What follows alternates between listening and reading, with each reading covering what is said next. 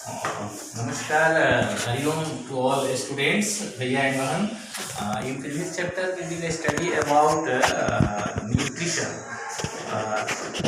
All taking process of food in a plant or animal is called nutrition. We have studied in previous classes.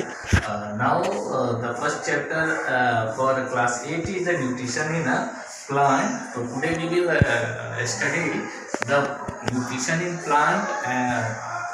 So first of all we will study the mode of nutrition in plant.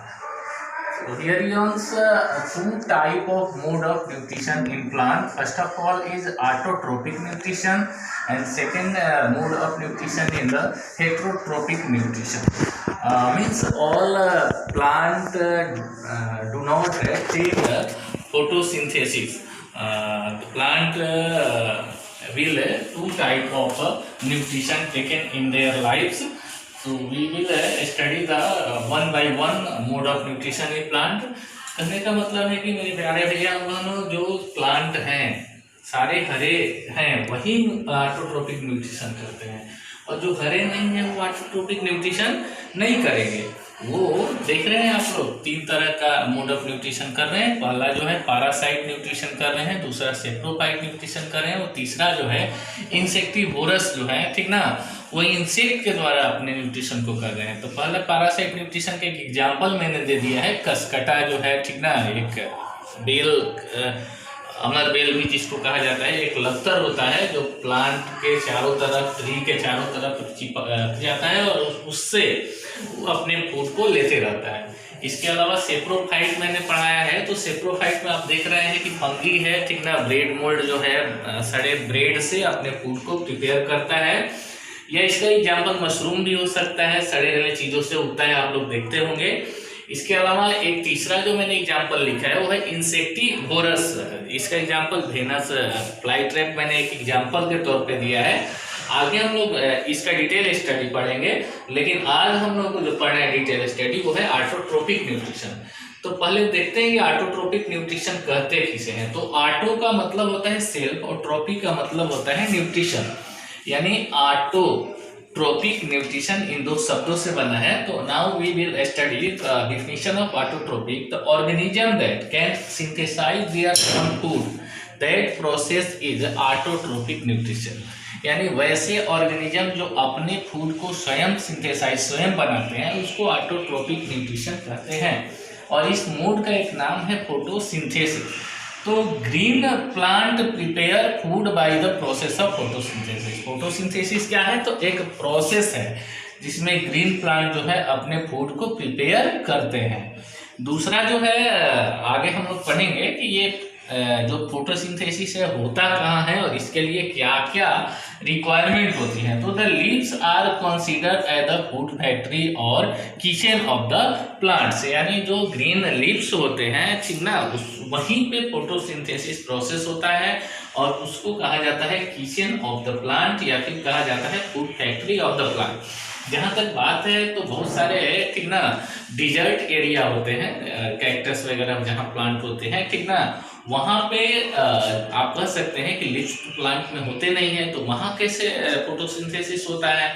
तो वहाँ जो होते हैं उसके stem में ही, चूंकि green stems उसके होते हैं और ग्रीन स्टेम्स के द्वारा ही फोटोसिंथेसिस का काम किया जाता है। तो डिजर्ट प्लांट, कैक्टस टाइप के प्लांट में, जीरोफाइट्स जिसको कहा जाता है, डिजर्ट प्लांट को, उसमें ग्रीन लीव नहीं होते हैं, उसमें क्या होता है, तो स्टेम के द्वारा उसका फोटोसिंथेसिस होता है। और वहाँ पे स्पाइंस निकले होते हैं जो स्टोमाटा का काम करते हैं, ठीक ना, यानी स्पाइंस के द्वारा CO2 एब्जॉर्ब किया जाता है या ट्रांसपिरेशन को रेट को कम किया जाता है। हम आगे पढ़ेंगे कि स्टोमाटा क्या है। तो आगे बढ़ते हम लोग देखते हैं कि कार्बन, सबसे पहले रिएक्शन क्या है इस फोटोसिंथेसिस के लिए। तो रिएक्शन है कि सबसे पहले हम लोग कार्बन डाइऑक्साइड, पौधों की जरूरत होती है, वो कार्बन डाइऑक्साइड कहीं से ले लेता है, फिर वाटर लेता है, ठीक ना, और लाइट, सनलाइट के प्रेजेंस में क्लोरोफिल जो है ग्रीन लीफ से लेता है और वो कार्बोहाइड्रेट और वाटर से बनाता है शुगर और ऑक्सीजन, और यही शुगर स्टार्च के फॉर्म में, ठीक ना, इकट्ठा भी होता है। कॉम्प्लेक्स जब हो जाता है बहुत ज़्यादा शुगर तो उसको स्टार्च कहते हैं, और वो इकट्ठा होता है लीव्स में, ये के रूट में, कहीं स्टेम में, ठीक ना, और उसको हम लोग क्या करते हैं, ईट करते हैं, खाते हैं। तो ये चीज़ पहले तो जरूरी क्या क्या चीज़ें होंगे हम लोग यहाँ पे देखते हैं। तो पहला तो है कार्बन डाइऑक्साइड, उसको चाहिए फोटोसिंथेसिस के लिए। दूसरा केस में वाटर उसको चाहिए। तीसरा केस में क्लोरोफिल चाहिए। और चौथा केस में जो उसका प्रोडक्ट निकल रहा है तो वो तो चाहिए नहीं, वो तो निकल रहा है। ये दो चीज़ें, इन तीन चीज़ों से प्रिपेयर कर रहे हैं वो लोग। तो आगे देखते हैं कि रिक्वायरमेंट जो है वो कैसे पूरा करता है अपना फोटोसिंथेसिस के लिए प्लांट। तो पहला जो है कार्बन डाइऑक्साइड। तो कार्बन डाइऑक्साइड चाहिए प्लांट को, ठीक ना, लेने के लिए चाहिए, फोटोसिंथेसिस के लिए चाहिए। तो पहला carbon dioxide, CO2 present in air take by plants through stomata. यानी CO2 कहाँ प्रेजेंट रहता है, तो एयर में प्रेजेंट रहता है, और उस एयर से CO2 लेने का काम एक टीनी होल करता है जिसको स्टोमाटा कहा जाता है। तो स्टोमाटा क्या है, अगर कोई आपसे पूछे कि व्हाट इज स्टोमाटा, तो आप कहेंगे कि small opening on the surface of the leaves is called stomata. यानी छोटा ओपनिंग जो होता है, जो लीव्स के सरफेस पे होता है, उसको स्टोमाटा कहा जाता है। और ये स्टोमाटा, ठीक ना, दो गार्ड सेल से, ठीक ना, एक यहाँ गार्ड सेल है और एक यहाँ गार्ड सेल है, दो गार्ड सेल से घिरे हुए रहते हैं। और आप शटर देखे हैं ना, जैसे दुकान का शटर होता है या स्लाइडिंग वाला दरवाजा होता है, तो ये गार्ड सेल इस तरह से स्लाइड होकर के खुलता है। और जब खुलता है इस तरह से, तो इसका जो ओपनिंग है स्टोमाटा का, वो खुलता है, और खुलता है तो उसमें CO2 वगैरह अंदर जाता है, और अंदर जाकर के वो लीफ तक जाता है। तो इस तरह से स्टोमाटा से CO2 वगैरह लेते हैं प्लांट्स। इसका और भी एक काम है ट्रांसपीरेशन, जिसको कहा जाता है loss of water through stomata. यानी एक्स्ट्रा जब एक्सेस वाटर हो जाता है लीव्स में, तो वो लॉस करता है लीव्स, ठीक ना, उसी स्टोमाटा के द्वारा लॉस करता है, जिसको ट्रांसपीरेशन भी कहा जाता है। जिसको मैंने बताया कि जीरोफाइट प्लांट्स जो होते हैं, जो मरुस्थल में होते हैं प्लांट, ठीक ना, उसमें स्पाइंस के द्वारा इस तरह का ट्रांसपीरेशन का वर्क होता है। Now again we will read second requirement of photosynthesis is the water. तो water and mineral present in soil particle observed by the root and transport to the leaves. तो आगे हम लोग देख रहे हैं कि जो वाटर है वो सॉइल पार्टिकल में फंसे हुए रहते हैं, या फिर मिनरल जो होते हैं, और वो सॉइल से रूट द्वारा एब्जॉर्ब किया जाता है, जिसको हम हायर क्लास में 10th वगैरह में पढ़ेंगे, ठीक ना। ट्रांसपोर्टेशन एक चैप्टर है कि किस तरह से रूट द्वारा एब्जॉर्ब करके और मिनरल वाटर वगैरह जो है लीफ तक जाते हैं। तो यहाँ जूनियर क्लास में आप इतना ही समझिए कि वो रूट द्वारा एब्जॉर्ब करके और फिर लीफ तक पहुँचाए जाते हैं। आगे क्लोरोफिल, तो मैंने पढ़ाया आपको कि क्लोरोफिल जो है वो ग्रीन पिगमेंट होता है जो प्रेजेंट होता है लीव्स में, और उसको कहीं से लेने की उसको ज़रूरत नहीं होती है, वो लीव्स से ले लेता है। अब ये जो ग्रीन पिगमेंट है, ठीक ना, क्लोरोफिल, वो एक तरह का सेल में प्रेजेंट रहता है, सेल ऑर्गेनेल में। आगे हम लोग पढ़ेंगे, ठीक ना, डिटेल 10th में भी पढ़ना है, लेकिन आपको बता देते हैं कि उस सेल का नाम है प्लास्टिड।